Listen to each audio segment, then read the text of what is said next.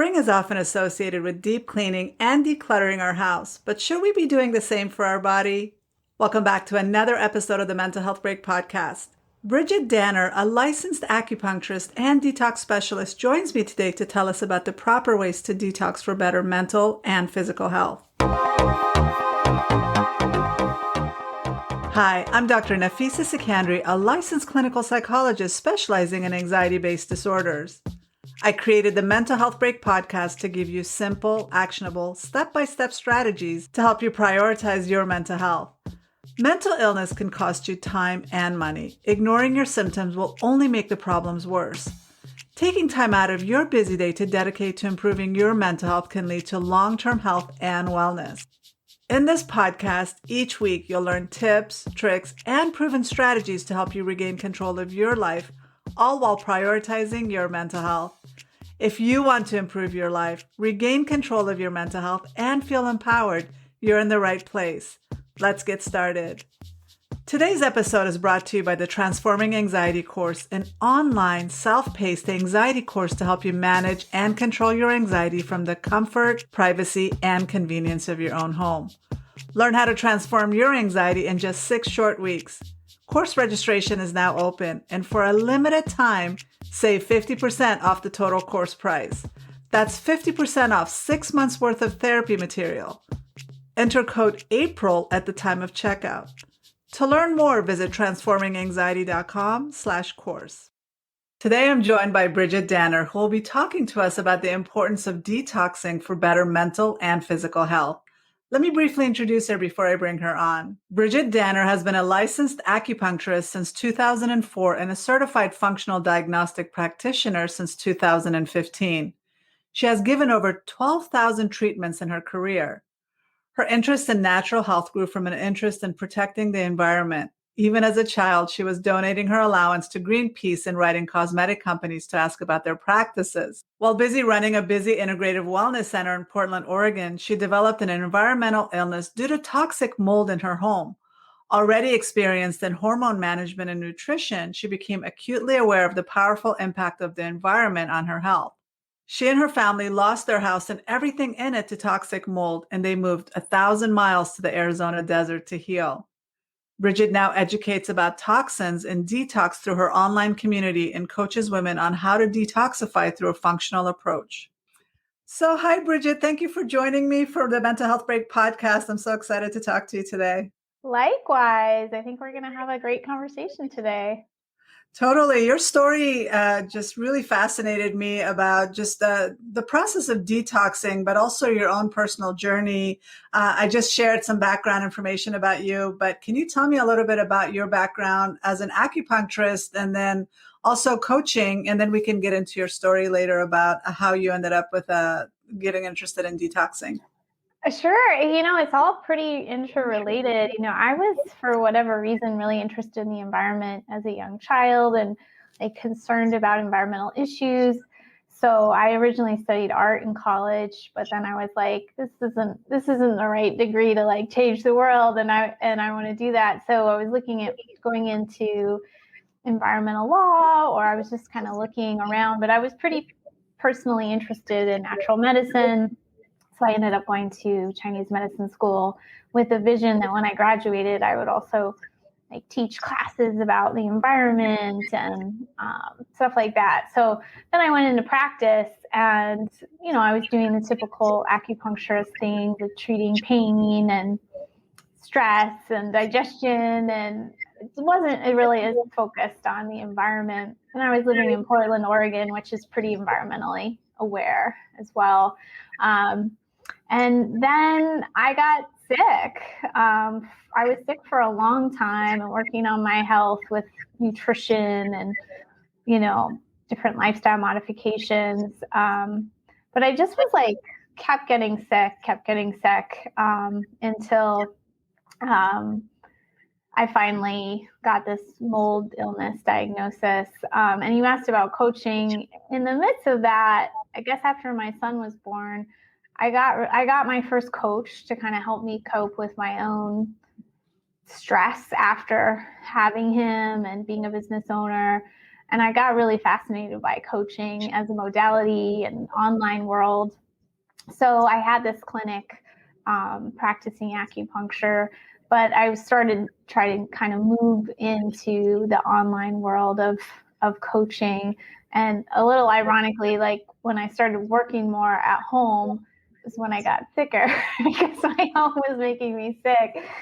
So my story has like all these things that are intertwined. And in a way, I think it's been kind of a blessing in disguise because I really am passionate about teaching people about toxicity. So once I got so sick and had to heal myself, I really shifted my focus back to my original thing, which was like teaching a non-toxic lifestyle. But now have this whole body of knowledge on advanced detoxification as well. Environmental toxins are so rampant right now in our lives, right? Not only by the products that we put on our body, but like for you, it was mold exposure.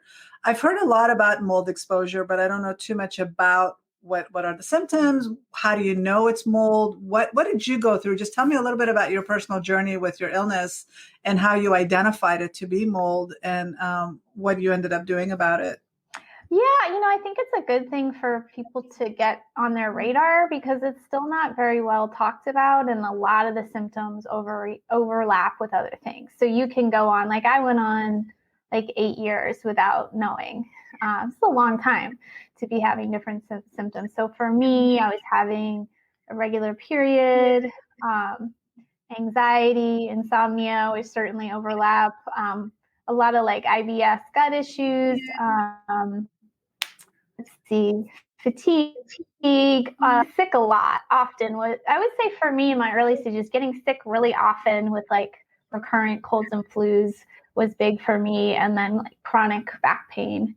And I saw a lot of people to try to address the back pain, and I really wasn't going to go away because I had this chronic inflammation in my body from mold, but nobody thought thought that could be it or whatever. They just weren't aware. So I got kind of put in a category sometimes, like a lot of people do, of, oh, well, you're just stressed, or like, oh, well, like it's kind of on you. Like there's nothing we can do about it, which doesn't feel good when you're already trying so hard, eating really well and doing all the right things. So that's another thing I'll say to people, like, if you're doing all the right things, something isn't right, you're still dragging, tired, you're anxious all the time, just things won't resolve.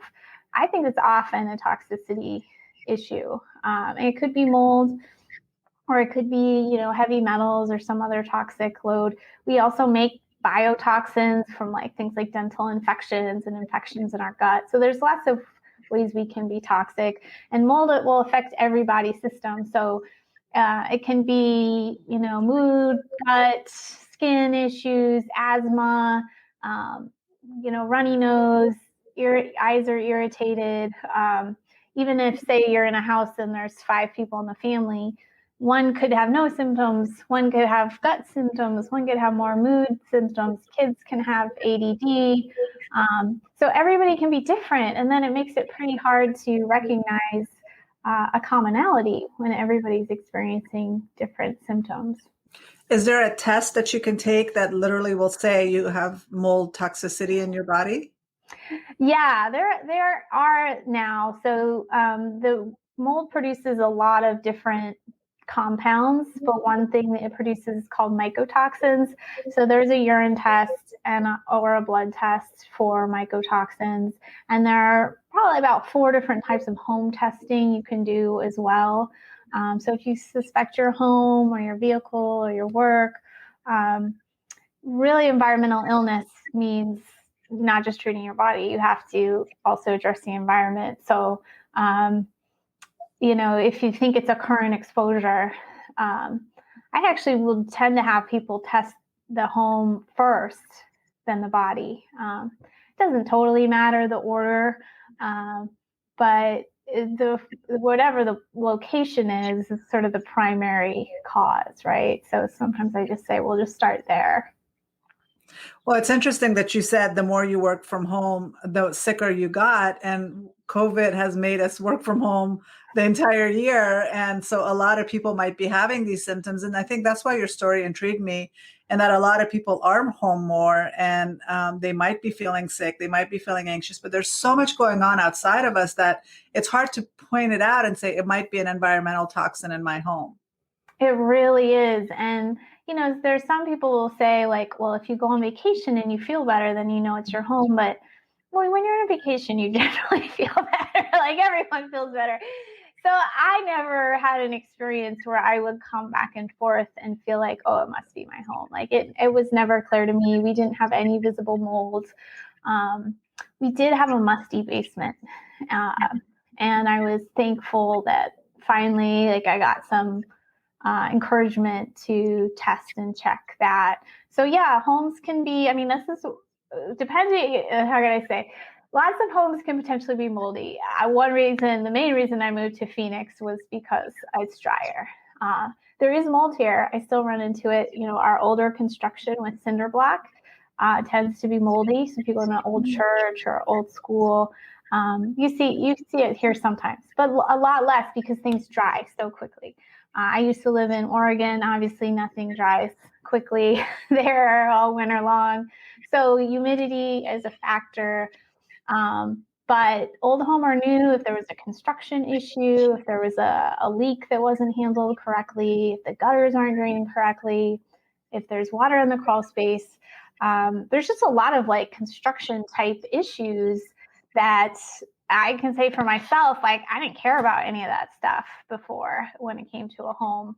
But that stuff really matters for your health. So yeah, it's pretty common. I think like 12 to 50% of buildings have some kind of moisture or water damage type issue. So yeah, it's worth looking into, especially if you have symptoms or someone in the family does.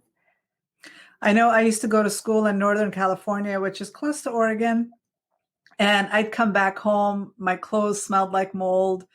We all smelled musty. Nothing, like, I didn't notice it while I was there, but as soon as I would open my suitcase, my sister would be like, "What is that smell?" And when you're living in it, you don't really notice, right? That mustiness that can happen Yeah. in a place like Oregon or Northern California.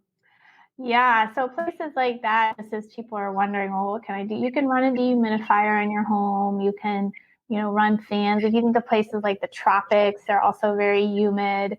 You need to just keep airflow going. Don't stuff the closets full of stuff, because that's going to kind of be a breeding ground for mold. And not every type of mold is toxic, but because the indoor environment is this kind of controlled environment, it's not like a forest, there isn't as much like competition for the molds, and it creates this like unnatural kind of environment where there's only like a dozen toxic molds out of probably thousands, but those unfortunately those ones can tend to grow indoors. That's so interesting. So, since we're talking about detoxing today, it's often it's a trending topic, right? Especially around the springtime. And I also hear a lot of, but although it is trending and a lot of people, celebrities focus on it and promote it, but there are a lot of practitioners that talk about how unnecessary detoxes are. So it can lead to confusion for people that are interested in learning more. So as a detox coach, what's your opinion about our body's need to detox? Yeah, I like talking about this because it is kind of like a myth busting thing. So I think the argument that we don't need to detox comes from, our bodies are built to detox. We have our kidneys and our liver, our breath, our skin. Like, there's a lot of ways we detox. And if we're getting good nutrition, we're getting good sleep, we should be able to keep up with toxins. However, we generally don't get good nutrition, we don't get good sleep, and we've created all these new toxicants in our environment that didn't even exist before. So I think you mentioned as we started how many toxins we're exposed to. And one good example is if you get up in the morning and you do some things for an hour before you go to work. You're taking a shower, there's toxins in the water. You're using shampoo, and if it's not super non-toxic, then you're getting exposed to, fragrance chemicals and stuff. Then you put all this stuff on your body, like there could be aluminum in your deodorant or lead in your lipstick, and you're putting it all over yourself, and it can absorb. Maybe then you're eating some coffee that isn't organic and has mold in it, and then you're using a creamer that has some like processed fats in it. So it just piles on and on and on, and that's a lot. And our bodies can't always keep up anymore. And then you start to see symptoms. We talked about mold symptoms, but more common kind of toxicity symptoms could also be can't lose weight or gaining weight, which a lot of people complain about. It's 2/3 of Americans now. Being puffy and having like swollen joints, having chronic joint pain, headaches, low energy, brain fog. We tend to just kind of say, well, like that's adult life, and it's not. That's modern life because that's kind of the environment we've created. So I'm a big fan of detox. I think we're always exposed, even when we try to reduce that load. The load is still there. I test clients for toxins who are living very clean lives, and there's still stuff coming out in their urine that is jet fuel, like pesticides, all sorts of stuff. We can't even figure out where it came from. It's just around us. It's in our air outside too. So we're definitely being exposed in ways we never really have been before, while we're also having emotional stresses. I'm sure you teach is hard on the body, electromagnetic stress, blue light. It's just a whole different world we live in. So I'm a big fan of just constantly supporting detox when you're doing it gently. So it can be as simple as like drinking lemon water in the morning, or dry brushing your skin, or doing some deep breathing is actually detoxifying. So when you say, well, or not you, but when people say we don't need to detox, like we do need to detox. We need to support and make sure everything's moving, make sure we're not constipated, make sure we're drinking a lot of water, make sure we're getting movement. So it doesn't have to be complicated, especially if you're not super symptomatic. If you're a person who's active and sleeps well and has good relationships, you probably feel better because you're sort of supporting your body's own health. But if you are experiencing some symptoms you don't want, and most of us are, I'm a big fan. I think a lot of things can change with detox. Like you're going to age much better, have more energy, less pain. And if you want to do more techniques, there's more and more you can do. So you can start learning about doing a castor oil pack, or, so there's more tools as people are interested. And then reducing your toxic load. So changing your makeup, changing the kind of coffee you buy, making sure that there's less coming in is also really important. Reducing our load is really, really huge, because we don't realize, like you said, just in that morning shower routine, we're getting exposed probably with our toothpaste, with our shower gel, with our shampoo, with our water, with so many perfume, so many different ways that we can expose ourselves. And then we're walking out the door, we're probably eating a lot of processed foods that have pesticides and toxins. Exactly. And our filters do get backed up. I mean, I always mention the analogy to my pool filter, and that when I love washing my pool filter myself, because it just reminds me of how much can get clogged into our own internal organ filters, right? Like our kidneys and our liver. My pool gets clogged up after like a heavy storm in Arizona, and you have to clean it all out. And sometimes that's how I see detoxing. But like I said, there's a lot of confusion about how to do it. But like you said, it could be as simple as breathing or dry brushing or reducing the load.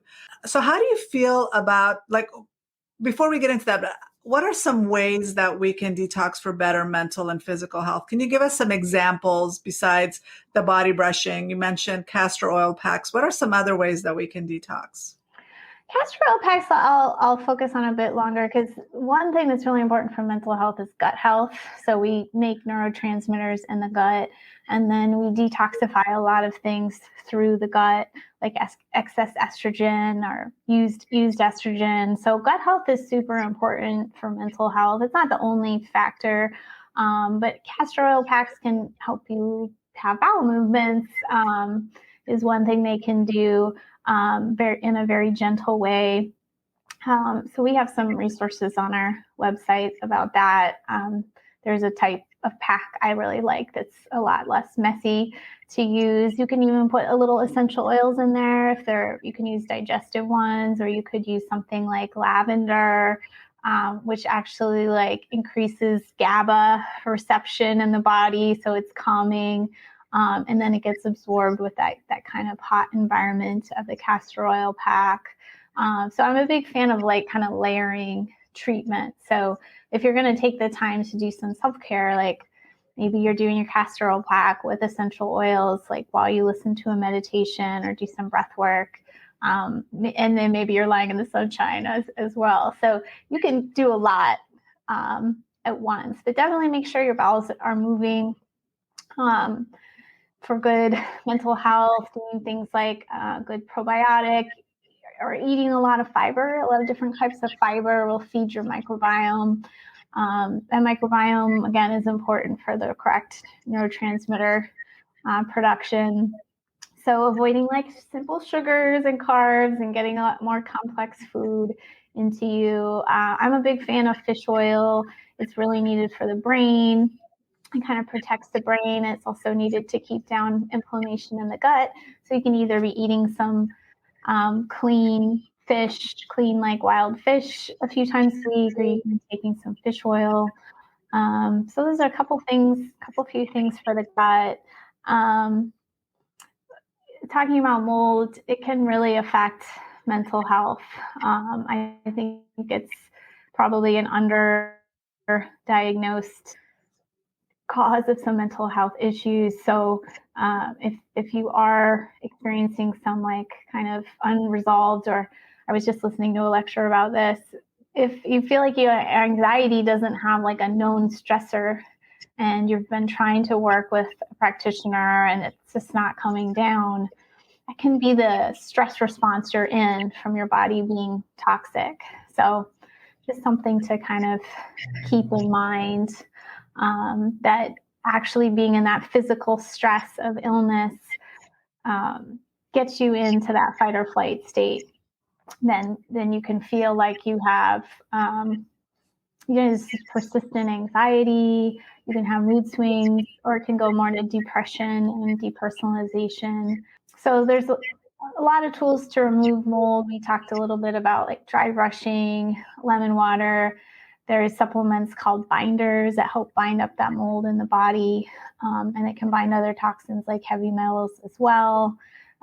Getting more antioxidants can be really helpful.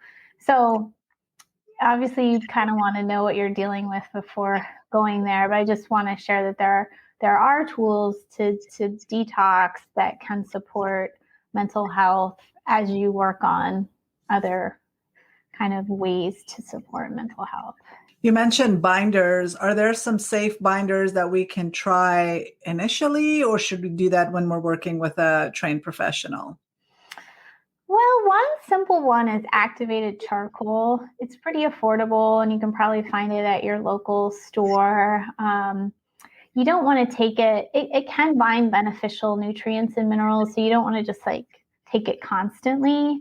But you mentioned like your pool filter getting overloaded. And one time people that often do think they want to detox is when they've overdone it, right? So if you just had a long weekend with your girlfriends and there was a lot of drinking and a lot of cheese and a lot of, just eating crap, often when you're done, you're like, oh man, I need to lighten up. I need to detox. Charcoal can be helpful when you're hungover, if you feel like you got some food poisoning, if you just ate a weird combination of foods and you're not feeling good. It just kind of can absorb some of that toxicity that's flared up. So just everyone, like I've heard that you should do it before like a major dental procedure. It really helps with all the stuff that the work that they do. Just take activated charcoal before doing that. That could help. But I do want to recommend that people work with a trained professional before doing anything. I mean, we're just making suggestions here, right? Yeah, and you're not supposed to take it around medication. So yeah, like don't take it willy-nilly, but just to kind of give an example of one that's, fairly simple. That's one that you maybe want to get familiar with. Yes. How do you feel about colonics and those hydrocolon cleanses? How are those comparing with like a routine detoxing? Yeah, I personally have only done a colon hydrotherapy one time. I'm not against it. I think it can really clean out a lot of blockages and inflammation in the colon. It does kind of a little bit mess with your microbiome to put in water going the wrong way, so to speak. But I think the people who are proponents are like kind of say that, the benefit outweighs that. It's been used with a lot of different cancer therapies or just constipation. I think you were going to ask me about coffee enemas. I don't do coffee enemas for kind of colon cleansing, but it is sort of a colon treatment, but it's more for the liver, actually. And that's also when I say, don't start that willy-nilly, because if you have certain health conditions, that might not be a fit for you. So look into it and understand it more and have a practitioner. But it can be a great way to detox because it helps your liver make glutathione, which is a major detox antioxidant, and cleanse your blood. So it sounds kind of old-fashioned and really weird to certain people. I probably wouldn't have tried it unless I was so sick that I was like, I'll try anything. And it helps me a lot. So I still do it about once a week. So once a week when you're trying to get healthy is okay to do coffee enemas? Yeah, if you're really sick, I'll have people, if they're willing to do them more like 2 or 3 times a week. But now just kind of for maintenance, I usually do it about once a week. I know you have a great video about how to do coffee enemas, and that's kind of how I got interested in what you were doing. Can you explain a little bit about what coffee enemas are so that it's not just drinking coffee? But obviously somebody that might know anything about enemas knows that it's not just drinking it. There's other ways of using it. Can you just explain it briefly and then let us know like some of the benefits like you just mentioned? Yeah, a lot of people are like, why can't I just drink coffee?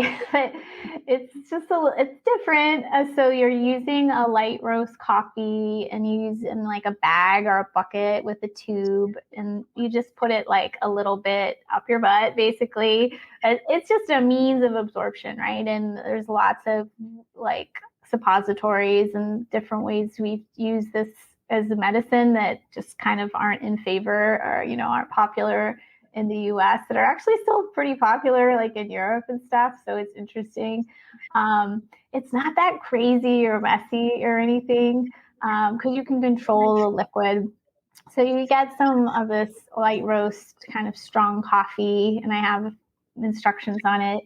And it's like absorbed into your colon, and there's some like portal veins going to your liver. So there's like a direct I'm going to say connection to the blood flow to your liver when you're getting the coffee in through this like very kind of permeable area in the lower bowels. And there's a compound in the coffee, I think it's called caffeic acid, that stimulates this glutathione production in the liver. And I have to be honest, like I do a lot of research on a lot of techniques. There isn't a lot of research still really on coffee enema. I wish there were more. So I just want to be honest, like if you look at hyperbaric oxygen or sauna or some other things I promote, there's a lot of good research on it. Coffee enema is a little bit more anecdotal. There isn't as much study on it or evidence on it. But there's a little bit. And when I was like my sickest, so when you have toxin, okay, here, let me back up a bit. One way you detoxify is with this antioxidant glutathione. But when toxins are more than your body can handle, the glutathione starts to be depleted. So you're in this constant state of inflammation. So the liver obviously has a bunch of blood that pumps through it. And when you're doing the coffee enema, it's encouraging the manufacture of the glutathione. And then the blood is getting cleaned. That's kind of the premise. You do get a little like caffeine feeling that makes you feel good, but it's not the same as drinking it. It's just a different feeling that I think you have to try to understand. And I usually say, if you want to try it, keep in mind the first few times, you're not going to quite know what you're doing. You're going to use too much liquid. You're going to like end up running to the bathroom probably because you're just not used to it. So you have to get used to the technique. And then kind of get used to the feeling, and do you like it and do you find it helpful? Yeah, a lot of people are like, well, why wouldn't I just drink coffee or whatever? That just, I don't know. It's like something you have to just kind of do to understand. And I think maybe people say that because they don't really want to try it, which you certainly don't have to. But I've been doing it now for probably 4 or 5 years. So I'm obviously a fan of it. I was actually recommended it by a doctor as well. And initially, it was a very scary process. I've never done anything like that before. And I do want to say that you can't just use any coffee. You can't just go buy it from the store and just decide to make it. I had to specially order my coffee, and it has to be organic. It has to be pure. And just the whole process has to be very clean. So that there's some stress around that, because if, like you said, if you don't know what you're doing initially, it can be very intimidating. But I know that a lot of cancer centers recommend twice a day, even for people that are really sick, and depending on the stage, doing coffee enemas even twice a day. So I had to do some more research myself just to learn about what is this thing, and is this going to cause damage? Is this going to be harmful? But there are some, like you said, anecdotal research on how beneficial it is for people. Yeah. I don't have people generally. I have some clients who've been doing it every day just on their own, and they just love it. I think it can be a little irritating to your tissue to do so often, and you can get a little like dependent on it for energy. So in a sense, you could do it every day, especially dealing with something like cancer and you're working with a practitioner who is a fan of it. But I would say, it's definitely not, it takes like, if you've done it, it takes like 45 minutes. It's not quick. So, if you're really sick, it may be something you want in your routine. And if not, if I'm like flared up from some toxicity, I'll do it more. But otherwise, I'll maybe just do it like on a Saturday morning. And I actually find it kind of relaxing, and I'll be like doing my weekly planner. I think people envision it like there's body fluids everywhere and all that. And it's not really like that. Once you're good at it, it's very controlled. Right. And I think for the people that are doing it as a cancer treatment, it is done twice a day at a center for a short period of time. So they might go in, like I know that in Mexico, they have that as part of their treatment plan. So when my aunt was going through her own treatment, I was learning more about that as well, and that she was going to Mexico for treatments. And I think that was before we knew about coffee enemas, but I know she was that was a part of some of the treatments that they had.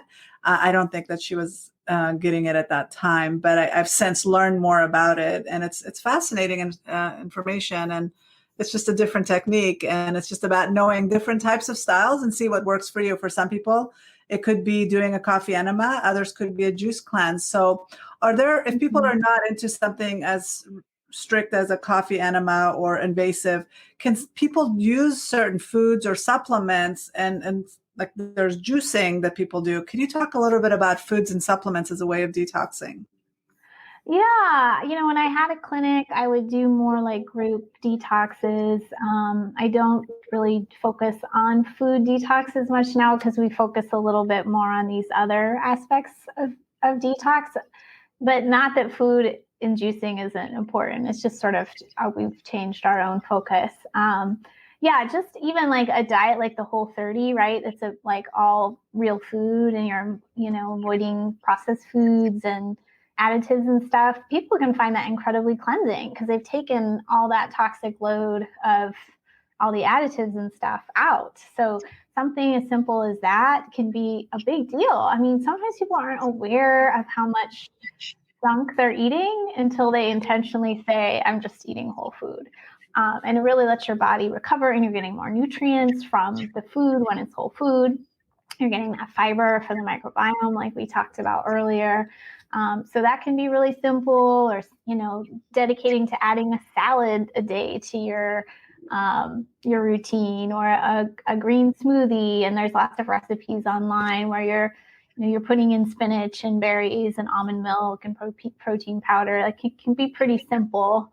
I make a drink, and we have this on the site, that's like a morning juice that's lemon, cilantro, honey, and a little bit of greens, and then you strain it. So it's more like a juice than a smoothie.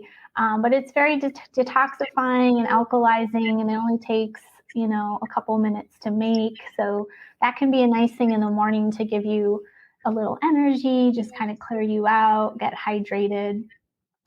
So yeah, if your diet isn't great and you kind of know it, I think it's fantastic to start with a detox. Sometimes, like, I'll do kind of a Monday to Thursday detox, so to speak, where you're not having alcohol, you're not having any sweets, you're just eating really clean. And if it's your work week, you're not as tempted to get into stuff. So even just dedicating like a portion of your week to be cleaner, so then it's not, every day glass of wine and dessert type thing, can be a good place to start. What do you think about celery juice? I know that just took over last year and it was everywhere. I don't hear about it so much now, but what do you think about celery juice and all the benefits that they were saying that it had? Yeah, it's such a hot debate. I think that on the con side, people are like, celery doesn't have much nutrition. It doesn't really make sense. I've tried straight celery, with me not have celery juice. It's like a major bowel mover for me. But I've had people say they really like it and they find it quite detoxifying, and they become like addicted to it. So Anthony Williams, who is the medical medium who put that out, he's kind of downloading his medical intuition. So I kind of appreciate it. I think some things he says are really interesting. He's really into like a heavy fruit diet, and I'm not as interested in that. So I feel like parts of what he says I find interesting, and I kind of appreciate someone who's like coming at things from a different perspective. I have friends in the functional medicine space who are not happy with him, like he's disseminating, misinformation and stuff like that. So, but I think some people have embraced some things he's done and seen changes, because at least they're eating real food. They're cutting down on, he's pretty against like heavy fats and meats and stuff, which, mostly in the US, we do need to cut down on that stuff. We do need more fruits and vegetables. So not a straight answer, but that's what I think. Yeah, I mean that's what I've heard. Both sides of it. Some people really love it and they swear by it, and they talk about all the benefits they're seeing: clear skin, just more energy. And then there are other people that are just like, it does nothing for you, and it's just a waste. And I think it's just a matter of trying different things and seeing what works for you, right? Yeah, I was just going to say that we all respond differently to different things. So sometimes you just have to try, and kind of like with the coffee enema, it's like, don't get like so attached to like, this has to go well, or like, just have fun with it. It's just life, just like experiment. I've tried so many weird health things, and some of them have been a giant bomb and some of them have been really great, and I still do them. So I think as long as, like you said, if you're elderly, you're on medication, you've got a complicated condition, you may want to get some second opinions on what you try. But certain things like are, like more approachable to try, like lemon water or dry brushing or what have you, and you're not really going to have any crazy side effects. Well, one thing that really happened to me last year, and to this day, I don't know if it was COVID or if it was the lemon water, but I was trying lemon water in the morning with warm lemon water, and I ended up getting super, super sick. And I was very congested. there's a lot of phlegm in my acupuncturist was telling me I needed to stop the lemon water, and I was getting these horrible splitting headaches. And once I stopped the lemon water, I ended up feeling better. But I'm also strange in that I have a reaction to too much citrus. So when I Oh, was, I think, overdoing it with the lemon water, and it was too much citrus for my system. Because I've tried this before. In Arizona, we have those bitter oranges that are everywhere, right? We love it in my culture. We spray it on, we squeeze it on salads. And so I decided one year that I was going to just throw a whole peeled one in my smoothies and have that every single day. I ended oh, up getting super sick from that. And that's when I ended up realizing I have a sensitivity to too much citrus. So for some people, yeah. they might react to the lemon Well, water. this is a great example. Yeah. Because like, to me, I'm like, oh, that's so simple. But you're right. Some people have a sensitivity to that. We just had an Ayurvedic practitioner on a call, and she was talking about lemon and lime. And someone typed in like, well, what if you're allergic to those? What can you do instead? So you're right. Even something as simple as that could be, I just want to share, and it may not be true in your case, but sometimes when we start to detoxify or we have some change in our life, I just was listening to this lecture yesterday that we're like full of viral material, actually, way more than we think. So we think like we're just exposed to a virus and then we get sick, but 9% of the complete DNA inside of us is viral DNA living on us. Oh. So we know about like the microbiome, we have all this bacteria, but we have a lot of viruses too. So sometimes when we are cleaning up our diet or going on vacation or like something's changing in our life, our body is kind of shedding some of the virus, and there's some change or die off of that too. And you get symptomatic. So when you first said it, I thought, well, maybe she was just sort of detoxing so much that he was getting a reaction. But maybe for you, it's more of an allergy. Well, I have had that. What do they call it? A detox flu, where you feel really like I did that once where I was eating very clean for a week, and a couple of days into it, my head just felt so heavy. I just wanted to put it down, and I just felt really lethargic. And the person that was helping me through the detox was telling me this is expected. You're just going through this detoxification and releasing a lot of things. And sure enough, a couple of days later, it all went away, and I was fine. So that's something that people Yeah. need to expect as well. And I used to be really sick with endometriosis, and I was recommended to do castor oil packs. And they seem like they're really doing nothing. You're putting this piece of cloth over your belly, but not only is it relaxing that you can just sit back for 30 minutes and just allow this to absorb into your body, but I started noticing some weird stuff coming out of me from that process. And that's another thing with detoxing. We might emit weird odor for a while until it all clears out. You might have skin eruptions until all of that clears out. Are there some other things that you've noticed that people should expect if they're going through a detox process? Yeah. We actually made an ebook about it called The Side Effects of Change. It's mostly about taking supplements and what you might expect, because I think what tends to happen is when we're not anticipating any negative reaction and then it happens, we're like, oh, I'm doing the wrong thing. This is bad. But really, it is like a detoxification process. So you were doing that clean diet. So sometimes you take out the load of alcohol and coffee and all those things. Now your body can your liver can start working on other things. So sometimes it is clearing out viruses, or you're losing weight, which your fat has a bunch of toxins, or you're dealing with some chemicals stored in the body. So now they're getting processed, which is great, but there's different phases of detox. And if you're not keeping up with like the later phases of detox, you can let like some of that can kind of come back in and you can feel inflamed. So headaches, some irritability, constipation, loose stool, bloating. Those are usually the most common, maybe a little bit more pain or inflammation. So there's a solution for all of it. Usually it's slowing down whatever's causing this reaction. So reducing your dosage, drinking more water, taking a binder. Sometimes you're just going too fast with the change in the body and you can't quite keep up with it. So you just have to slow it down. But I think it's great you mentioned it, because there is this, I see this like sometimes this huge emotional reaction, especially if you've never played around with this stuff, where you're like, oh my God, I did this thing and now I'm so sick and what have I done? And it's really not that crazy.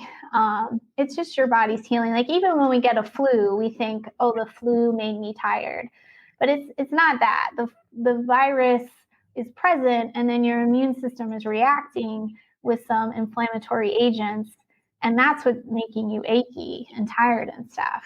So all those little symptoms are just like part of the unwinding. You should not stay in them though. I'm never a fan of like, just push through that detox and like keep going with your dosage. Like I'm always like back off, because when you have that feeling, you aren't keeping up.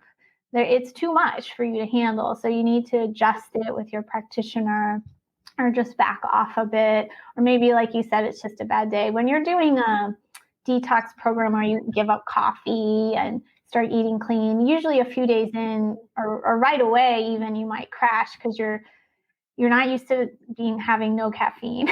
That's a big one for people. It's pretty shocking when they usually have caffeine to go to none. So they're usually having some headaches and stuff, and it will pass. And sometimes we'll have people like have a few sips of caffeine that's really clean, just to like, it's better to reduce caffeine slowly than to just cold turkey. You're probably going to get a headache from the change in like vascular pressure.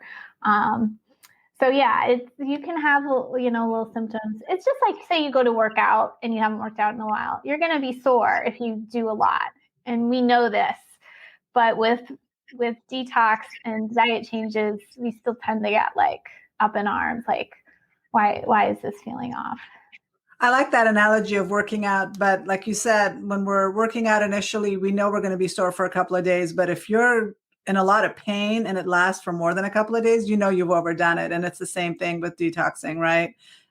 Expect a couple of symptoms initially and it should go away. But if it's not, then you've overdone it with the detoxing as well. Yeah. So another way to detox are saunas, infrared saunas and in-home saunas. I know that some gyms and spas have saunas as well. Can you talk a little bit about the saunas and are those beneficial for detox? Is that something we should be considering and looking into?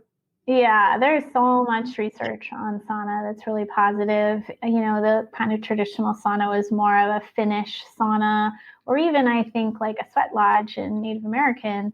It's kind of like a sauna in a way. So there's a lot of traditional uses. Even Finnish saunas have been studied to show for detox benefits, like cardiovascular health benefits. Saunas help you adapt. They release these things called heat shock proteins in your cells that will repair or kill off damaged cells. They support your immune system. They get you into parasympathetic, like de-stressing mode, circulation, and definitely detox. So if you're going to do an infrared sauna, far infrared is more detoxifying. You can kind of remember that term. I used to just tell people go to the gym because it's cheaper, and like if you can decide if you want to buy a sauna, but now you can't really do that with COVID. So you can buy a sauna blanket, is a lot cheaper, like $500. There's some that are like tents that are probably $100 to $200. They might have a little more EMF and stuff, but really any way you can get to sweat does have benefit. There's a difference between like running and sweating and relaxing and sweating. So when you're exercising and you sweat, it's to control your temperature, and you're actually in some oxidative stress to be running and exercising. Whereas being in a sauna, you're regulating your temperature, but it's a different mechanism because your body is relaxed, and it's going to get even more relaxed, and it facilitates more repair. So I will say, like, sweating on a run is different than sweating in a sauna. And I'm a big fan. All my mold clients are required to sauna. And sometimes, I think with them, I tell them at least 4 times a week. That's kind of ideal because it helps your body, I don't know, I guess like reacting quicker, and you get more like sensitized to the sauna experience when you do it more often. But if you only make it in there, if you're just doing it for general health, you only make it in 1 or 2 times a week, it's not the end of the world. It's still beneficial. But kind of the more the better if you can do it while you read a book or even do a little work or whatever, or you meditate or you kind of take a little nap. It's great to get it in. And yeah, it has tons of benefits. So whatever way you can get it in is great. There is more research now as they've come up with like far infrared technology that's for detoxing. Mid infrared is more for like muscle pain, weight loss, and then near infrared is more superficial for like skin scarring, like more shallow, I don't know, pain or injury. So that's kind of can give you an idea of each one. Wow, that's so interesting. I recently bought one of those portable ones that are infrared, Okay. and I just sit and watch a Netflix show while I'm sweating. Yeah, that's what we do a lot at our house too. Ours is actually in the TV room. So, it's like, why not? You're just laying there anyways. Why not? And when I was going to the gym, I couldn't take any electronics with me. It just putting headphones on. It was just painful, and I'm sure really bad for me that I'm here, and my whole head is covered and there's electronics around me. That shouldn't have been a good combination. But I like this, and that outside of me could be my little tablet, and I could watch Netflix while I'm relaxing inside my little sauna. Yeah, yeah. I'm a big fan. When I bought mine, I was already a fan, but I was like nervous about making the investment. Am I really going to use it? But I still use it, and my son uses it, and yeah, I think it's a great investment if people are thinking about it. It is. So, knowing what you know now about everything, acupuncture, detoxification, Chinese medicine, all of your background, what would you tell your younger self about detoxification and just healthcare in general? Yeah, that's a great question. So, I started to study acupuncture and Chinese medicine fairly young, in my 20s. But I would say it's a system of medicine that was sort of established before modern toxins and technology and stuff were all invented. So, yeah, I'm just thankful like I've learned that layer of, I think we think about what's good and bad to eat, but it's also like, it's really like what's toxic versus not toxic to eat, or to buy things in your home. Like I'm much more aware of when I make a purchase, what's it made out of? Is it going to be off-gassing? So I guess I'd tell my younger self, or if I had known this as I was going to acupuncture school, that it's a really influential part of health, our environment, whether it's our home furnishings or the food, or like what is the mental health like environment we're putting ourselves in. That can affect you so much if you're in an unhealthy relationship, or you hate your job, or whatever it is. So all that environmental stuff is just so critical to how you feel every day. And I guess I just say I would go back and say that make sure you're paying attention to all that and putting that first, because that often a lot will fall into place when you do that.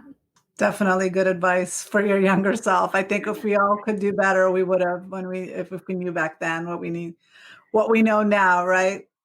Yeah. So where can people find you and connect with you if they want to reach out? Yeah, my website is just my name, bridgitdanner.com. And we have a pretty robust blog.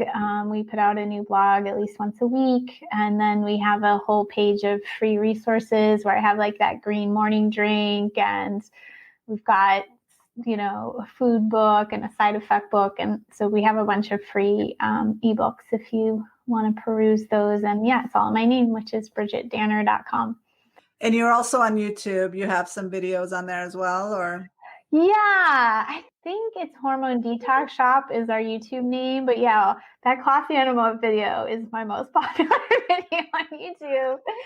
And just so you know, I don't show my butt or anything going into it. But I just kind of walk. But it just shows that people are curious. it's certainly not like the hallmark of my career, but I think it's just something that people are very curious about. So I think it's great.